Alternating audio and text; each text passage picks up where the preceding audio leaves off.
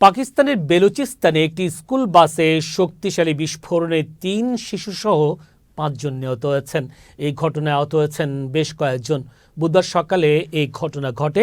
পাকিস্তানের আন্তঃবাহিনী জনসংযোগ পরিদপ্তর আইএসপিআর জানিয়েছে, খোজদার জেলায় শিক্ষার্থীদের বহনকারী একটি বাসে বিস্ফোরণ ঘটানো হয়।